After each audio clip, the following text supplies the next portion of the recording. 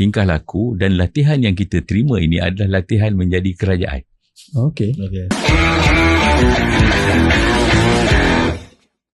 Walaupun kita bukan wakil rakyat lagi, tapi orang masih panggil kita untuk minta bantuan. Betul. Kan? Dan kalau itulah ada dalam fikiran pembangkang pada hari ini, mereka peduli apa? Sebab pada mereka yang menolong itu adalah merupakan parti kerajaan.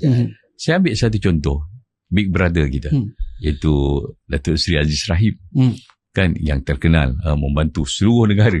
Saya fikir kan, kalau ada misi-misi kemanusiaan, dia antara orang yang terkehadapan. Tetapi akhirnya masih lagi tewas dalam pilihan raya. Jadi kita rasa apa yang kita buat hari ini rakyat sudah suka.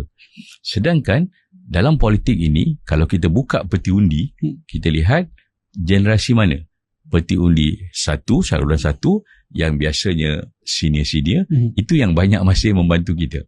Dan tingkah laku kita berpolitik adalah tingkah laku untuk yang sesuai untuk yang senior. Cuba kita tengok Gen Z ni, kan, sebagai contohnya, kan, kalau kita berikan hujah kepada mereka, anak muda jangan ikut macam pakcik. Pakcik dulu sekolah susah, kan, tempat pakcik dulu hospital tak ada, jalan tanah merah. Dia akan mencebik. Dia kata pakcik itu mungkin salah bapa pakcik.